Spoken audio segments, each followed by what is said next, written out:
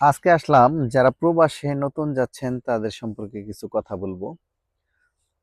মূল বিষয় হলো যেহেতু বাংলাদেশে অনেকদিন ছিলেন, নতুন ভাবে বিদেশে যাচ্ছেন, টিকিট হয়েছে, ভিসা হয়েছে, সবকিছু কমপ্লিট। এখন যাওয়ার পালা।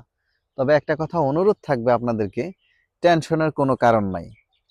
বিদেশে যেয়ে কি করবেন, কিভাবে যাবেন, এয়ারপোর্টে কিভাবে উঠবেন, বিমানে কিভাবে চড়বেন, মানে বিভিন্ন টেনশন এখন আপনার মাথায় ঘুরপাক খাচ্ছে যেহেতু আপনি নতুন যাচ্ছেন। তবে একটা কথা অনুরোধ থাকবে, আহ, মনোবল শক্তি রাখেন, মনকে ফ্রি রাখেন, বাবা মার সাথে সুন্দর ব্যবহার করেন। টেনশন ফিল হবে এমন কোনো কথা বলবেন না, মানে আপনি নিজেও টেনশন করবেন, আপনার বাবা মাও টেনশন করবে, এই ধরনের কথাবার্তা দরকার নেই বলার। ওকে?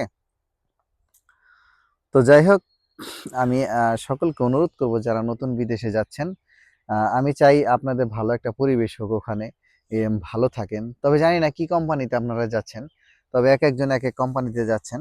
তবে একটা কথা অনুরোধ থাকবে, আপনারা এয়ারপোর্টে তাড়াতাড়ি তাড়াহুড়া করবেন না, এবং এয়ারপোর্টে যখন যাবেন, যখন আপনি এয়ারপোর্টে এখান থেকে রওনা হবেন, মানে আপনার দেশের বাড়ি থেকে, তখন একটা কথা অনুরোধ থাকবে, এখান থেকে মেয়েদেরকে নিয়ে যাবেন না, বিশেষ করে মা বোন, ওয়াইফ, এদেরকে নিয়ে যাবেন না। কেন জানেন?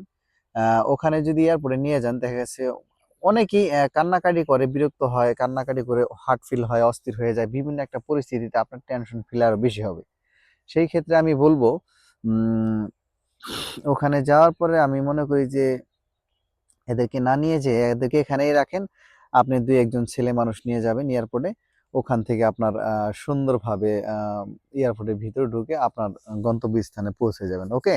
তাই অনুরোধ থাকবে, বেশি লোকজন না যেয়ে ইম্পর্টেন্ট দুই একজন লোক এয়ারপোর্টে যাওয়াটাই সবচেয়ে উত্তম। ওকে? আর আসার সময় হয়তো মহিলাদেরকে আপনি এয়ারপোর্টে নিতে পারেন, সেই ক্ষেত্রে কোনো অসুবিধা হয় না, কিন্তু অতিরিক্ত মহিলা মানুষ নিয়ে গেলে কান্দাকাটি, মানে খুব একটা ঝামেলার সৃষ্টি হয়। যেটা মানে ভালোর জন্য বললাম আর কি, হয়তো অনেকে বিরক্ত হতে পারেন, এই আর কি।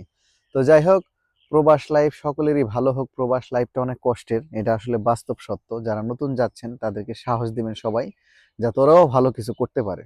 তো আজকের মতো এই পর্যন্তই। ভালো থাকেন, সুস্থ থাকেন। আল্লাহ হাফেজ।